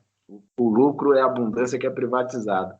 Mas nesse ambiente onde nós temos tanta desigualdade, vocês discutem com muita força, e você deu o exemplo aí da questão dos dias, dos períodos, dos anos, e até se conquistar isso, mas vocês falam que não tem como discutir, acabar e superar com as nossas injustiças, desigualdades, opressões, destruição da natureza, se não falar em soberania alimentar. Que até o exemplo que vocês utilizaram é que uma chantagem que se usa do povo é a fome, para que esse povo ele não é um cala-boca, né? Aquilo que ele não vai poder se revoltar porque ele tem que se condicionar, porque ele está com fome. E vocês tentam falar que a superação ela tem que começar também da soberania alimentar, além da soberania hídrica, né? E vocês falaram também um pouquinho aí do que você já tem de experiência acumulada, mas eu gostaria aí que você também, se possível, né, fale um pouquinho sobre essa questão que vocês consideram que para a jornada, algumas caminhadas elas têm que ser trilhadas, aí, têm que ser conquistadas. A primeira questão que nós deixa claro e repete, e vai repetir sempre, dizer o seguinte: a terra e o território é o princípio. Ali está o poder. E que foi a primeira coisa que foi tomada dos povos originários aqui, foi a terra e o território. Então, nós temos que entender essa primeira parte. A terra e o território é poder. Nós não estamos dizendo que as questões da socialização dos meios de produção, da cidade, essa coisa toda, das fábricas, essa coisa toda, não é importante. É fundamental. Mas se nós não tiver a terra e o território, nada disso vai valer. Então, nós temos que trabalhar no entendimento do princípio. A outra questão, que é princípio também, é a barriga. Você estando com a barriga cheia, estando sem precisar ficar pensando no que vai comer amanhã, você tem mais cabeça para pensar, você tem mais disposição para lutar e você tem algo a defender, que é a terra e o território. Mas você só pode fazer isso se você tiver com a barriga cheia. Por exemplo, agora mesmo, na pandemia, qual é o problema nosso que nós estamos enfrentando para não fazer lockdown? É a questão da fome, que o governo precisa dar esses míseros, agora está falando de R$150, R$250. Se tivesse alimento, se nós tivéssemos fartura, nós ia depender dessa chantagem desse cara? Não ia. Nós fazíamos nosso lockdown, nós comprávamos a nossa vacina e nós fazíamos outras pressões para fazer outras coisas. Então, a falta desses itens básicos, que é o alimento, que dá força, essa coisa toda, nós estamos sendo chantageados. Isso também, essa questão das políticas públicas, é uma forma de nos chantagear. Tome aqui uma migalha, se contente com isso, que nós vamos tirar urânio lá de Caetité, nós vamos tirar ouro de tal lugar, nós vamos tirar tudo, e você fica aqui esperando uma politicazinha pública. Se nós estivéssemos pensando no todo, nas questões todas, nós não estávamos atrás de política pública. Nós estávamos querendo discutir, nós estivéssemos com a barriga cheia, nós estávamos querendo discutir, é o todo, não é as partezinhas. É o que menos nós vamos ficar. Então, nós abrimos mão de tudo, de toda a riqueza. Alguém parou para fazer, tem 520 anos que esses caras estão roubando tudo do Brasil e nós temos riqueza incalculável. Imagine se a população tivesse todo mundo de barriga cheia e começasse a discutir essa riqueza que a gente tem para defender, para cuidar, saber o que podia tirar, o que não podia tirar para satisfazer outras necessidades que a gente tem. Se nós tivéssemos barriga cheia pensando nessas coisas, todo mundo era dono do Brasil. Essa para nós é o sentido da gente entender o que é tático, o que é estratégico e o que cada coisa importa para mim. Por exemplo, esse tático que a gente não resolveu até hoje, que é a questão da soberania alimentar, que é tático, ela está incidindo profundamente no estratégico. Então, nós precisamos cuidar do tático, do primeiros passos, essa coisa toda. Nós não vamos superar coisas grandiosas se a gente não tiver capacidade de dar os primeiros passos, de iniciar. Por exemplo, como é que nós vamos acabar com o racismo só depois da Revolução? Isso não é possível. Nós temos que dar os primeiros passos. Aprendendo, primeiro, o povo preto precisa aprender a se respeitar. E muitas vezes essas questões. Por exemplo, eu sou de uma família que nós não aceitávamos nada de esmola. Meu pai, desde novo, ensinou. Você não pode usar uma roupa dos outros, você não pode ajudar a sandália dos outros, você não pode usar um calçado dos outros, e você não pode ficar pedindo porque você tem 2 braços, 2 pernas, 2 forças e tem terra para trabalhar. Então, você tem que trabalhar. Você quer um sapato novo, quer uma calça nova, né? Todo ano você pode ter. Vamos trabalhar para ter. Outra coisa que ele ensinava, ele disse, olha, nunca procure briga, porque briga não presta, ele explicava tudo direitinho. Agora, não venha para casa humilhado e chorando, porque aqui você toma 2 surras, uma porque foi brigar e apanhou, e outra porque você foi mole e deixou apanhar. Então, você tem, quando entrar, nunca procure briga e não caça briga e não queira fazer briga. Agora, quando encontrar e não tiver saída, você tem que lutar para vencer. Pode sair humilhado. Você não pode voltar para casa humilhado. Então, nós éramos um grupo de preto. Quando dava para decidir uma coisa individual, nós decidíamos. Quando nós não tinha jeito, nós juntava o grupozinho nosso, todo mundo preparado, que nós trabalhávamos de enxada, todo mundo com os bracinhos fortes, essa coisa toda. Nós preparávamos a nossa defesa. E nunca chegava em casa chorando, nós só chegava em casa dando risada. Muitas vezes tinham os filhos daqueles caras que tinham dinheiro, essa coisa toda, que vinha batendo aí, quebrava no pau, quando podia quebrar de um só, quebrava com 2, 3, mas nós voltávamos para casa sempre alegres, sempre felizes, e não tinha essa coisa de ficar chorando, engano isso aí. Então, nós tínhamos na terra a liberdade, o poder de fazer as coisas, de tirar as coisas, de ter as coisas, e tinha em nós mesmos o espírito forte de dizer que nós não vamos aceitar essa humilhação, nós não vamos aceitar essa imposição. Eu lembro muito bem, nós tínhamos uma janelona que nós morávamos na Rua Nova, a rua principal da cidade. Aí na nossa casa tinha uma janelona grande, nós ia todo mundo para a janela. Aí passou um filho de um cara, o dono do maior supermercado que tinha lá, e cuspiu na nossa cara. Nós, em vez de chorar e ir para dentro de casa chorar, mas ele cuspiu em nós. O cara era Davi, um brancão, altão. Nós se preparamos, organizamos tudo. Quando foi um dia, encontramos ele, quebramos no porrete, no pau, demos uma surra boa, aí botou a conta para ir para a farmácia e para lá para casa, para meu pai pagar a conta da porrada que nós deu no cara. Olha. Aí meu pai, menino, que vocês fizeram isso? Pai, ele cuspiu, descarrou na nossa cara, nós fomos lá e descontamos. Então nós não fizemos nada demais, não. Pode falar lá com o seu Zé Viana que nós descontou o que ele fez. Aí meu pai foi lá e disse, não vou pagar a conta da farmácia não, porque ele mexeu com meus filhos, carrudo, tal dia, assim, e não vou pagar. E meu pai voltou para casa todo feliz e ninguém foi para cima. Então, era uma razão nossa, porque de depender. Então, nós tínhamos espírito forte, tinha de unidade, tinha de força, mas isso aprendeu em casa. Não abaixar a cabeça, né? Não baixar a cabeça. Porque você baixa demais, aí não tem jeito. Então, essas questões, muitas coisas acontecem porque a gente permite.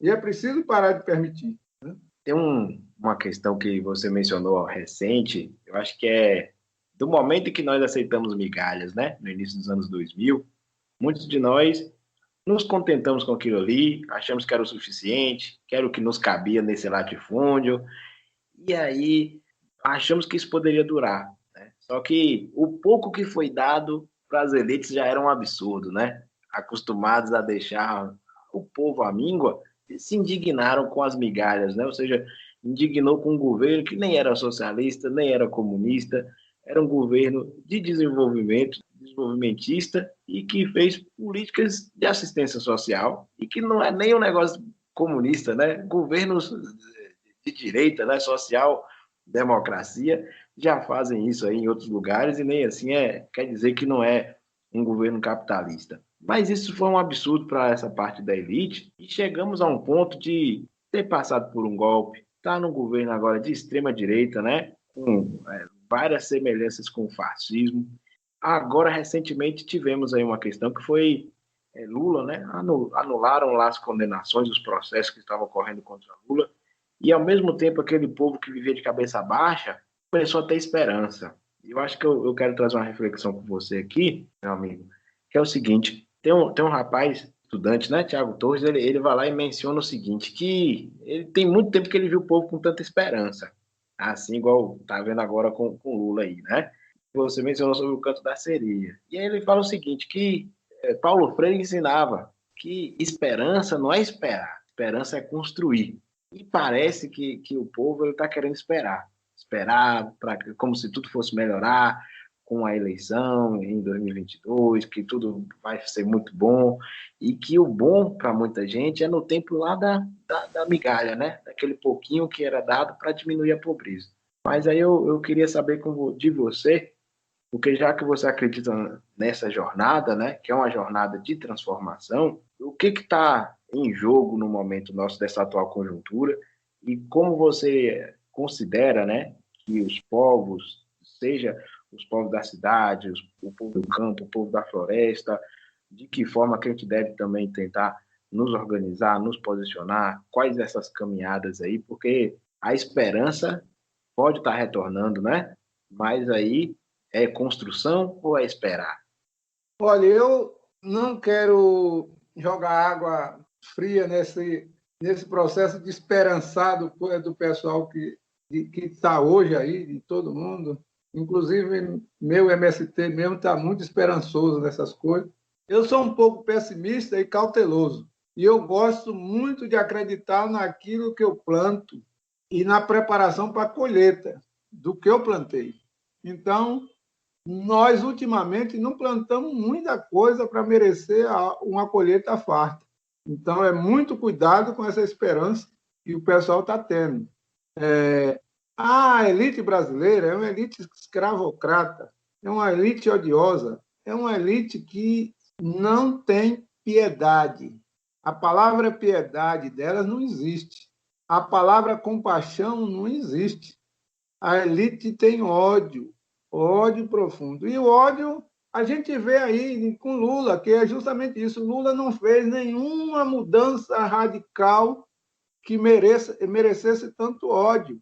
Qual foi a mudança que Lula fez? O povo andar de avião, o povo ir para as universidades, o povo poder comprar um fogão da linha branca, comprar uma geladeira da linha branca, o povo comprar uma motocicleta, o povo comprar um carro. Então, foi essas mudanças que Lula fez. Lula não mexeu no Poder Judiciário, que precisa ter feito uma mudança extraordinária. Lula não mexeu nos meios de comunicação, que eu não sei porque a Globo tem tanto ódio de Lula. Lula deu dinheiro para a Globo pagar a dívida que estava morta. Lula foi um pai para a Globo, deu negócio. Lula paparicou muito essa questão das igrejas neopentecostais que está hoje aí defamando ele. Lula protegeu profundamente o latifúndio, foi tanta proteção que transformou 3 açougueiros nos maiores donos de empresas do gênero de proteína. Então, Lula fez um crescimento através da entrega das matérias-primas, formidável, e as elites todas ganharam, foi quem mais ganhou. Mas eles voltaram contra Lula com ódio sem precedente. Imagine agora que ele precisa tomar as últimas coisas que precisa, qual ódio não vai voltar em 2022? Vai ser um ódio profundo, e eles têm um meio de comunicação, eles têm os robôs para falar por 10, 15, 20, 100 mil, 1 milhão de pessoas, e de debater ideias que a gente pensando que é ser humano que está do outro lado, quando vai ver robô. Então, eles têm tudo na mão. Por exemplo, eles não vão permitir uma volta de Lula pacificamente. Eu acho que é muito bom esse entusiasmo de todo mundo, mas é preciso nós botar nossa orelha de molho. Algo duro e de muita perseguição provavelmente vai voltar ao Brasil. É tanto que eles não têm medo da morte, eles não têm piedade de ninguém, que está essa mortalidade todinha, e eles estão fazendo greve contra o lockdown. Então, a gente precisa ter um mínimo de inteligência para entender que essa riqueza, essas coisas tudo, não será entregue aí. Não será entregue em 2022 de graça. Então, para mim, é o seguinte: juntar esse pessoal entusiasmado, essa coisa toda, vamos fazer luta para fazer jus o que nós vamos ter. Vamos fazer luta para pressionar e dizer: Lula, nós não queremos essa mudancinha que você vai fazer, não queremos você lá, mas a mudança que nós queremos é essa e essa e essa. Tem que ter clareza das mudanças. E Lula pode ser um bom instrumento para essas mudanças. Agora, nós temos que entender que só com o povo na rua vai ser possível garantir essas mudanças. No desenvolvimento do capitalismo, não é possível fazer reforma agrária, porque o capitalismo no campo desenvolveu de uma tal forma que não há possibilidade de nós fazer reforma agrária. Então, não adianta nós ficar com ilusão e pedir para Lula fazer reforma agrária. Nós temos que ir para cima do latifundiário e fazer a democratização da terra, na força. Nós temos que ir fazer a autodemarcação dos povos originários na força. Não tem outro caminho. Senão eles não têm coração nem piedade. Fazer a autodemarcação das terras quilombolas que estão aí e convocar esse povo da periferia para nós voltar ao campo, preencher o campo. Aí nós podemos ter uma fonte de povo mobilizado, com altivez, preparado para apoiar Lula. Não podemos entrar na ilusão de botar Lula lá sem não fazer mudança nesse Congresso, com 300, 400 picaretas que tem lá dentro. Você vai fazer alguma mudança? De jeito nenhum. Com o Poder Judiciário, que toda hora rasga a Constituição, pisa a Constituição, desconstrói, depois vem com leis fabulosas para mostrar para a população e dizer que isso aí... Por exemplo, o que Fachin fez agora foi uma armação, só que essa armação que ele fez, como diz o outro ministro, virou uma bomba atômica. O povo se entusiasmou, o povo está tudo preparado, então isso vai dar, como diz... Tinha um chileno aqui que, quando qualquer coisa estava ruim, ele disse: vai dar merda. Então, isso que está acontecendo aí vai ter problema. Então, eu estou com fé muito no povo. Também falo que não adianta nós ficar com essa esperança esperando, nós temos que fazer. Diz, quem sabe faz a hora, não espera acontecer. Então, esse é o momento da gente fazer a hora, reivindicar tudo que nós não tivemos coragem de reivindicar, fazer uma pauta, estratégia para nosso povo e começar a fazer conquistas necessárias para a gente chegar lá. Né? Então, não adianta esperar papai Lula, de mamãe Dilma, de não sei quem, que não vai, não tem salvação. Aí tem outro grupo querendo que a ONU faça intervenção no Brasil. Não tem essa.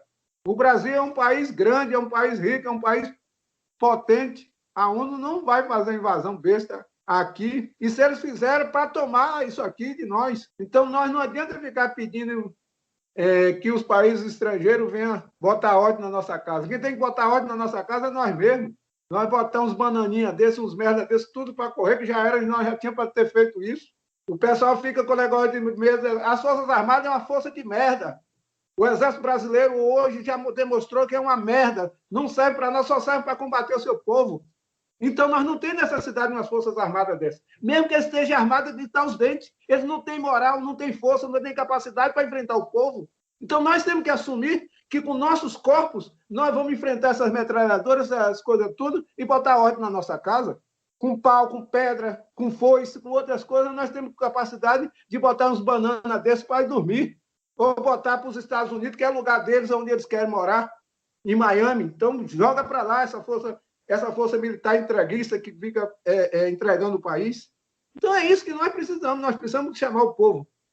Nós temos 200 milhões de brasileiros. No dia que nós botar 100 milhões na rua, nós estremece isso. Eu quero metralhadora das Forças Armadas apontar para 100 milhões de pessoas. Eles têm capacidade de matar 100 milhões de pessoas? Nem munição eles têm para esse tanto, mestre. Nem. Um exército fudido, só não serve para nada. Não tem. Bolsonaro cantou de galo para ir querer confrontar com a Venezuela. A Venezuela agora está entregando oxigênio para o Brasil. Rapaz, como é que você fica com medo de um povo desse, rapaz, dos bananas desses? Então, nós precisamos ter a capacidade de enfrentar isso aí. Então, como eu disse aí para todo mundo, e digo, eu sou um soldado raso, estou aqui esperando o comando. Na hora que sair esse comando, nós vamos para a rua, vamos enfrentar isso aí, acabar com essa molequeira, botar esses milicianos para correr, rapaz. Nós ficar refém de milicianos do Rio de Janeiro, rapaz. Isso é uma responsabilidade muito grande. Olha só. Ô, mestre, tem uma questão aqui que eu estou ciente de que pelo horário aqui você já está dando também o seu próximo compromisso, né? Então, vamos nos encaminhar. É muita coisa para podermos falar, mas eu tenho ciência que essa conversa, esse diálogo aqui mostrou muito do potencial, da luta, da garra e da jornada que vocês estão construindo através dessas caminhadas, né? Não é só a questão da terra, do território, a soberania alimentar, a soberania hídrica.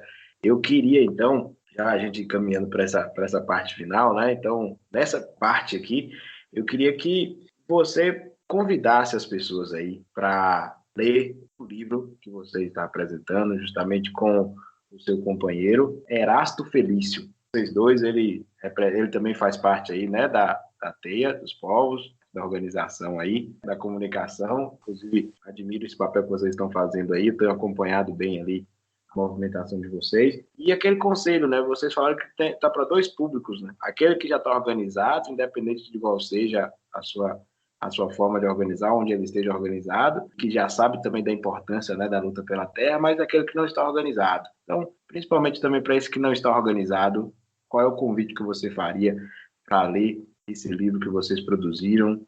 Para o pessoal que está organizado, nós estamos dizendo que é preciso organizar os núcleos e se organizar em núcleo para defender a terra e o território. Esse é o princípio. Aqueles que estão organizados, eu estou dizendo, no meio rural, no meio e que está na luta por terra e por território. Aqueles que estão na cidade, que está dentro dos meios de produção, é preciso organizar para socializar os meios de produção, nuclear e se organizar para um dia nós socializar os meios de produção. Não tem outra saída a não ser a socialização dos meios de produção. Aqueles que estão nas periferias, que estão sem teto, sem moradia, que está desorganizado essa coisa, se organize num núcleo de família, se organize num núcleo de bairro, se organize no que você puder para a gente buscar esperança e dizer tem saída. Não adianta nós ficar desesperançoso e achar que não tem saída. Tem saída para a morte, a saída para a morte é a vida. É nós acreditar na vida. A esperança para a gente sair dessa miséria da fome é a terra e o território. E é nós plantar e produzir para comer, para ser feliz. Tem saída, não tem saída para o trabalho, tem saída para o trabalho. Desde nós abandone o capitalismo, abandone esses meios de produção que está aí capitalista, e vamos construir outros meios de produção capazes de, através da socialização das coisas, buscar o bem comum e vai ter trabalho para todo mundo. Já imaginou nós tentando, ocupando as terras, o território e fazendo vitória sobre o latifúndio? Quanto de casa nós vamos precisar construir? Quantos de imóveis nós vamos precisar construir? Quanto de estrutura de água nós vamos ter que construir? Quanto de estrutura energética nós precisamos construir e se reinventar com energia renovável, essa coisa toda?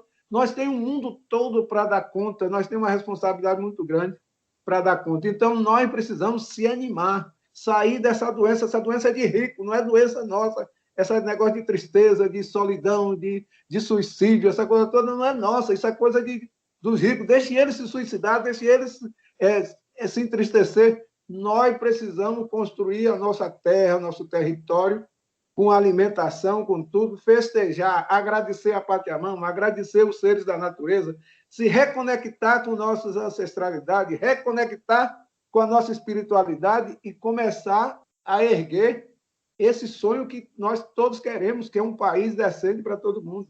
Em vez de um país decente para 0,1% da população, nós temos que trabalhar e sonhar com um país para 90% da população. E 10% que não quiser, vá para Miami, vá para outro lugar. Antes eu falava para ir para Marte, e agora eu já não estou falando nem para Marte, que é um planeta sério, é coisa de mandar um bando de uns elementos desse aí, não adianta nós mandar para lá, de terraplanista, de incompetente, dessa coisa. Não vamos mandar para lá, vamos mandar para Miami, que lá enche lá e já está beleza lá, aquela parte do mar funda, logo eles vão embora lá, para outro lugar. Então, nós precisamos entender isso e manter a esperança viva, mas não é a esperança de esperar, é a esperança de lutar para conquistar. Então, nós temos que fazer esse trabalho e construir a grande aliança, a Índia Negra e Popular. É só essa que nós precisamos.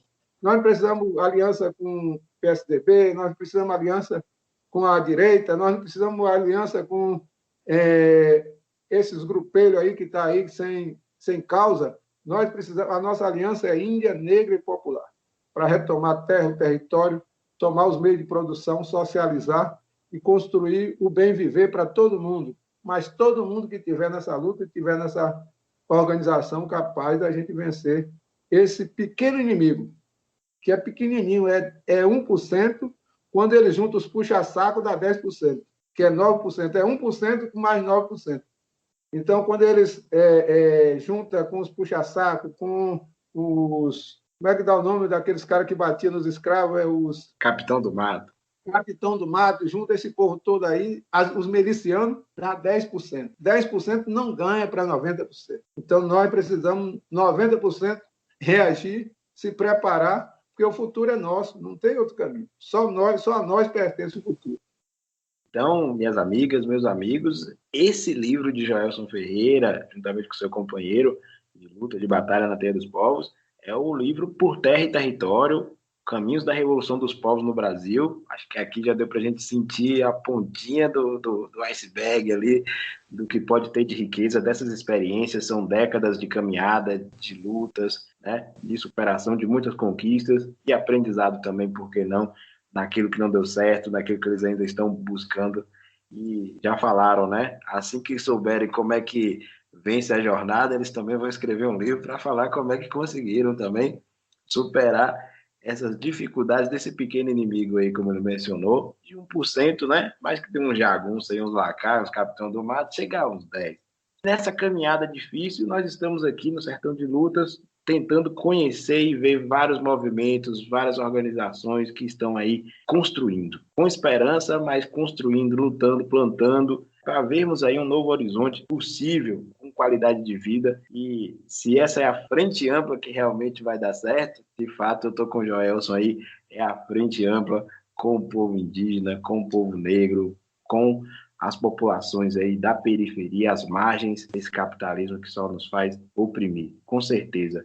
E, Joelson, no final aqui nós também temos uma questão que propomos uma dica de leitura, uma dica para assistir um filme, uma série, um documentário, um livro. Então, se você tiver alguma sugestão aí, você pode deixar, ok? E também se você tiver algum agradecimento aí, alguém que você gostaria de agradecer, alguém que está contigo nessa caminhada também, pode falar à vontade, a fala é sua final, tá bom? Eu vou deixar minha dica, então, além de ser o próprio livro que nós discutimos hoje, né, Por Terra e Território, fica a dica aí para os próximos ouvintes, próximos episódios, eu vou conseguir, com certeza, o livro. Para mim, que eu quero, eu preciso desse livro de cabeceira aqui, mas também eu vou fazer um sorteio aí de um exemplar ou mais para quem estiver acompanhando a gente, tá bom? Então, fica essa dica do livro Por Terra e Território, do próprio Joelson, mas também vou falar de outro que ele mencionou aí durante o livro, né, durante a nossa conversa, o nosso bate-papo, que é de Ana Primavera, Manual do Solo Vivo, já que foi uma das inspirações aí da Terra Vista, vou deixar também essa indicação, porque com certeza é fundamental a gente ver essa diversidade e essa vida pulsando do solo. Então é isso. Joelson, então a palavra agora final é contigo. Eu vou começar com a dica. Eu tenho 3 dicas que eu acho que é importante. Enterre Meu Coração na Curva do Rio. É um livro aí que fala da história da luta dos povos indígenas americanos, da América do Norte, e eles têm umas questões aí importantes. Se vocês puderem, Dom Brau, parece que é o do livro, se vocês puderem ler esse livro, Enterre Meu Coração na Curva do Rio, vocês vão ver todo o sofrimento e toda a luta dos povos indígenas dos Estados Unidos, da América do Norte. Então, vocês vão ver aí uma coisa boa. Então, e também Davi Copenhague, que é A Queda do Céu, né? Então, esse é um livro muito bom para a gente começar a ler, para entender que é toda essa discussão de que o mundo acabou em 2012, para as pessoas entenderem essas questões todas, porque o que Copenhague e que esse pessoal fala é toda essa destruição que já vem aí de muito tempo do capitalismo sobre os povos originais, sobre as florestas, sobre os bens da natureza, sobre essas coisas todas, essa destruição toda. E no livro Enterre Meu Coração na Curva do Rio, tem um comentário do Lino perguntando se eu nunca vi tanto ódio contra os povos da terra e contra as árvores e contra a natureza. Eles dizem que nunca viu tanta gente, tanto odiosa, tanto maléfica a essas coisas, que eu não compreendia. Como é que compreende? O outro chegou e disse, perguntou por que não fazia a mesma coisa para vencer a guerra, aí eles disseram que eles queriam ficar na terra de pé, não rastejando como eles faziam. Então, esses livros são muito bons para dar uma lida. E outra coisa muito boa para fazer uma reflexão aí é uma música do nosso poeta, cantador, um cara muito importante, que é Belchior, Alucinação. Quem puder escutar essa música hoje, Alucinação, bem devagarzinho, bem pegando as coisas, você vai entender a necessidade que nós estamos precisando de fazer pequenas mudanças reais, então, e com muito amor, cheio de esperança, que eu acho que o momento agora é o momento que nós precisamos recuperar toda a nossa esperança e toda a força, e essa força está no amor a tudo que nós for fazer. Então, nesse sentido, essa música de Belchior é muito bom. Tem uma menina que eu não sei o nome dela, mas ela está cantando lindamente essa música, de Belchior interpretando essa música, é muito bonita. Então, que todos possam escutar isso aí.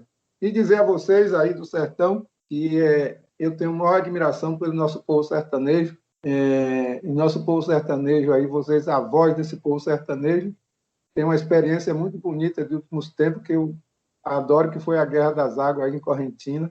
O pessoal não aceitou morrer de sede. Então, nós se preparem para esses enfrentamentos. A lição que vocês deram é uma lição maravilhosa para todos nós, de enfrentamento, de luta e de resistência, que nós continuamos a resistir como a aroeira, que é pau pesado, com capacidade de dar a volta por cima e dar no lombo de quem mandou dar. Então, nós precisamos construir essa resistência com muita sabedoria, com muita experiência e com muita esperteza também, porque a arte da esperteza pertence ao nosso povo, mesmo massacrado, mesmo humilhado, mesmo essa coisa toda, mas nem os nossos antepassados, nem nossos orixás, nem nossos encantados, nada de espiritual que teve entre nós deixou a gente morrer. Então, que nós ressuscite na questão dos encantamentos, da responsabilidade e nessa magia de fazer coisas bonitas. Então, nós temos essa capacidade. E o Brasil é uma terra bonita, é uma terra grandiosa. Esses biomas que tem extraordinário no Brasil podem nos ajudar e fortalecer muito a gente se reencontrar com um país sério, com um país decente e construir uma aliança latino-americana para fazer a mudança que o mundo precisa. Então, nesse sentido, eu quero só deixar para vocês aí um grande abraço, uma grande esperança e dizer que nós estamos juntos. Em todos os lugares a gente está ali junto. Ela mandar um abraço para o pessoal, os indígenas lá da Chapada Diamantina, que é os Paiaiá. O espírito do guerreiro Paiaiá está andando para tudo quanto é lugar, pedindo socorro, nós precisamos. Mandar um abraço para o povo que restou do massacre em Vitória da Conquista, que é os Pataxó, os mongóis Pataxó, que tinham uma ligação muito grande, os Camacãs, o povo Camacã. Então, todos os povos originários que estão na luta, na vida, mandar um abraço aí para o grande guerreiro Babau, que está lá aqui na Serra do Padeiro, retomando todas as terras necessárias para reconstruir nosso território. O nosso território tupinambá é de São Paulo ao Pará. Hoje nós só estamos se contentando com 47 mil hectares de terra e está sendo o maior problema aqui na região. Mas nosso guerreiro, nossos lutadores, Babau, a mãe dele, o nosso grande pajé, seu Lírio, todo mundo, um grande abraço aí para o povo, Nádia Cauã, o cacique Ramon, todo esse povo que está nessa luta, nós mandamos nosso abraço e nossa esperança, e nós estamos juntos, firmes, e vamos vencer essa batalha. É isso aí, gratidão por tudo. Um chocolate nosso aí, ó, um chocolate Terra Vista, Teia dos Povos, né?